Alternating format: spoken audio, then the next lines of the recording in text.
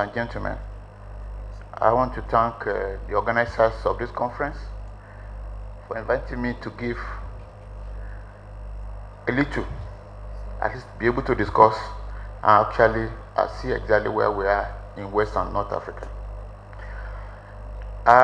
The population of Africa is about 1.2 billion, and agriculture remains the primary source of income and food, and it provides 60% of the job in the continent, and over 23% of the sub-Saharan GDP actually comes from agriculture. The sub-Saharan region accounts for more than 950 million people and approximately about 30% of the global population. By 2050, this share is supposed to increase to about 22%. Agriculture employs more than 70% of the total labor and provides a livelihood for multitudes of small-scale holders, and small-scale farms actually constitute about 80% of the farms in the sub-Saharan Africa.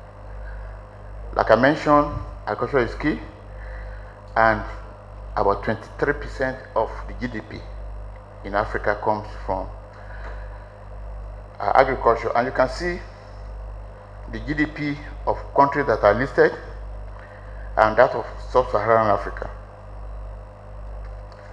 Yeah, the seed industry in the region, the West and Northern Africa. Agriculture in these two regions is actually informal. Like I said, we have about 80% of farmers saving and replanting seeds from year to year. Yes, this gives them security of access, but that is not enough, because they need to use improved varieties, including high, that yields high, and with a lot of hybrids will increase productivity and income, and this we all know. This table shows the kind of seed systems that are prevalent. The farmers save seeds, which we all know, and with their land leases, and the issue of quality control is actually not looked at. Farmers actually select what they want to use, and distribution is actually farmer to farmer, exchanges and village markets. Also, the public-private system, local seed businesses with all the crops, and also farmers select their seeds that they are going to use, and the distribution pattern is actually local sales and markets. But when it comes to government driven systems, I've listed the crops, and the type of varieties are actually improved varieties, unlike the other two systems. And quality control is actually taken very, very seriously from this end. The seeds are certified. And when it comes to seed distribution, because we are talking about pharmacy system, the ADPs, the input dealers, the agro dealers, and NGOs come into play. Now, the private commercial seed companies in this particular part of seed system, we are talking here in terms of high-value crops, the hybrids of maize, and the OPVs, soybean, rice, and the rest of them. And here, under seed system, we are talking of improved seeds and hybrids, which are certified, and the distribution pattern, the agro dealers, the input dealers, and the NGOs. Then the key trends. I look at the key trends under these topics: seed policies and harmonization process, the engagement of different seed companies, then the operating mechanisms of foreign companies, then the performance, and the performance in the international seed trade. For the seed policies and harmonization process, there are diversity of seed policies and regulatory frameworks across West and North Africa. Also, there are diversified seed acts across countries that governs the respective pharmacy sectors. And there's clear difference in regulations among the countries, particularly in licensing, quality assurance, marketing, and pricing, particularly because they are separated. But attempts have been made to harmonize the regulatory framework to regional blocks, regional economic communities, like the ECOWAS, the COMESA, the SADC, and the EAC. They are trying to harmonize the policies and regulatory framework to enhance regional sea trade. A lot of attempts is actually in the works to promote trade through the African Sea Trade Associations and national trade associations like the SIDAN in Nigeria and the NASTAC, National Sea Trade Organization in Ghana. Then engagement of different sea companies. In many of those countries in the two regions, a number of companies are actually over the years increasing and they are doing business. And there are three categories of them. There are national, public, and private sea companies. And there are African regional sea companies and multinational sea companies. Lots of them are there, the Bayer, Silco, the Corteva, and Syngenta.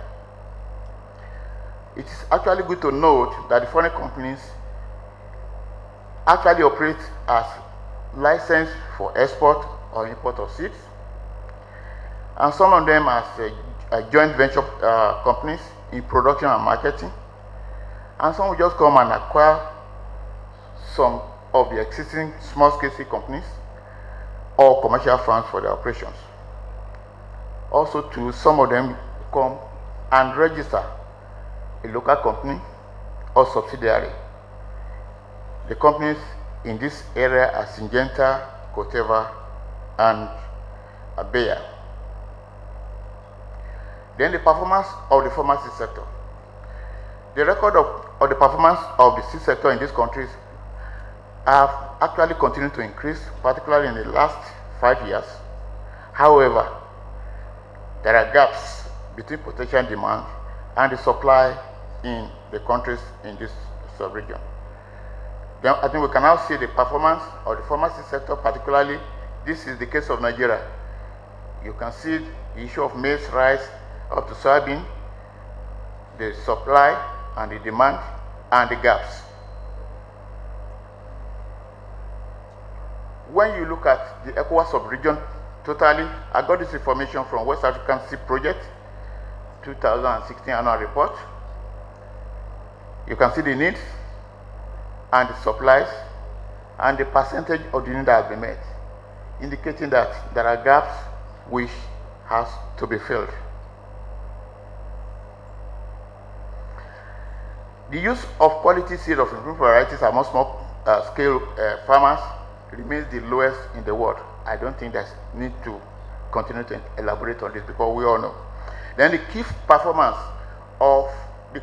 for the performance include inadequate access to finance, high startup costs, poor infrastructure, weak extension services, shortage of skilled technicians, and lack of adequate access to germplasm, and weak implementation and enforcement of legislation and policies. The performance of these two areas, particularly in international trade rate, the contribution of West and North Africa to trade is actually very, very low. To international sea trade is low. A lot of private sector plays major role in the importation of some of these, particularly vegetables. Very little research is going on to enhance productivity and production of high-valued vegetable seeds, particularly in West Africa. And the trend of imports to the country, particularly for vegetables, is actually increasing. Seed imports, especially seeds of high-value vegetables, keep on increasing from year to year. Now, what is the limiting factor particularly affecting the industry in Africa? There are many of them. Unpredictable and often changing government policies that create uncertainty and weaken demand for quality seeds. low technical capabilities and inadequate infrastructure for the EGS. By EGS, I mean, as you all know, breeder and foundation seed production. Credit is actually very key. And when you have lack of credit, it's a problem. My working capital, particularly for the small-scale seed producers. Poor infrastructure in the value chain, such as poor retail networks and sale points. Some of the seed companies don't have outlets in the rural areas where the small-scale farmers are. Then one other important factor is the poor seed quality, and especially adulteration, leading to farmers' lack of trust in some of the traded seeds. And because of some of these issues that I've enumerated, at times you see low demand for seeds.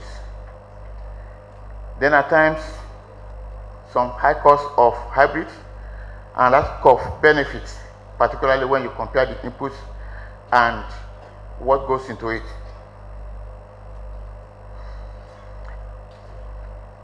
We all know what India has done, and agriculture here has been transformed, and that is the way to go.